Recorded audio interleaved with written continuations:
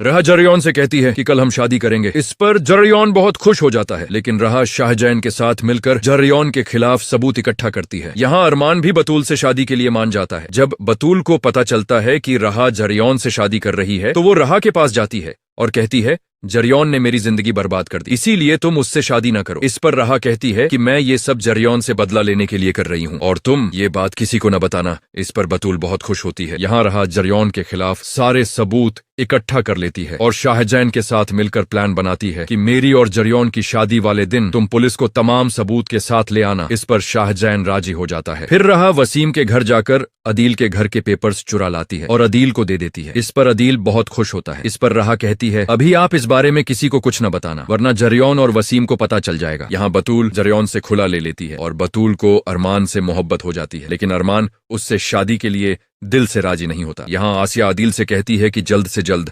अरमान और बतूल की शादी करा दें। इस पर अदील कहता है, अभी बतूल इद्दत में है, जैसे ही इद्दत खत्म होगी हम उसकी शादी करवा देंगे। यहाँ सिदरा कबीर से कहती है कि मैं इंडिपेंडेंट होने के लिए आगे पढ़ना चाहती हूँ। इस पर कबीर बहुत खुश होता है और कहता है, तुम जरूर पढ़ो। इस पर सिदरा दोबारा यूनिवर्सिटी ज्वाइन कर लेती है। यहाँ रहा और जरियौन की शादी का दिन आ जाता है और दोनों दूल्हा दुल्हन बने स्टेज पर बैठे होते हैं। तभी राशिद जरियौन को कॉल करके बताता है कि आप यहाँ से भाग जाओ क्योंकि आप पर करप्शन का केस हो गया है। इस पर जरियौन बहुत डर जाता है और जरियौन वसीम के साथ मुल्क से भागने के लिए एयरपोर्ट चला जाता है। जब रहा जरियौन को यूं भागता हुआ देखती है तो वो शाहजैन को कॉल करके बताती है कि जरियौन भाग गया है, इसलिए तुम उसका पता लगवाओ, वो कहाँ गया है। इस पर शाहजैन को राशिद पर शक होता है और वो फौरन राशिद के पास जाकर उसका गिरेबान पकड़कर पूछता है, जरियौन कहाँ है। इस पर राशिद डर जाता है और कहता है, जरियौन और वसीम मुल्क से भागने के लिए एयरपोर्ट गए हैं। यहाँ रहा अरमान को भी कॉल करके बता देती है कि जरियौन और वसीम सब इन्वेस्टर्स का पैसा लेकर भाग गए हैं। फिर अरमान फौरन पुलिस के साथ एयरपोर्ट की तरफ निकलता है। यहाँ जरियौन और वसीम फ्लाइट पर जाने ही वाले होते हैं कि अरमान पुलिस के साथ वहां पहुंच जाता है। फिर पुलिस जरियौन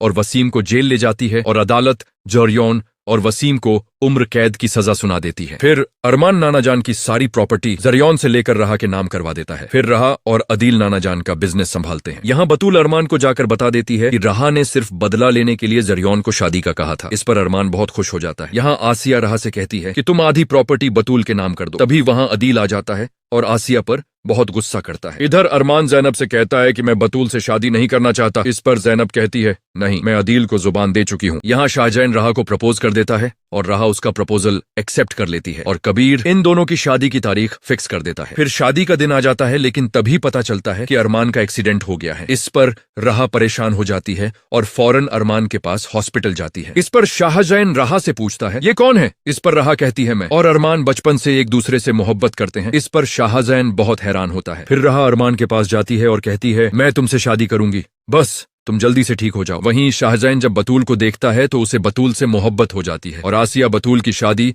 शाहजैन से तय कर देती है और कुछ दिन बाद शाहजैन की शादी बतूल के साथ और अरमान की रहा के साथ हो जाती है। Friends, this video is for educational and entertainment purpose only.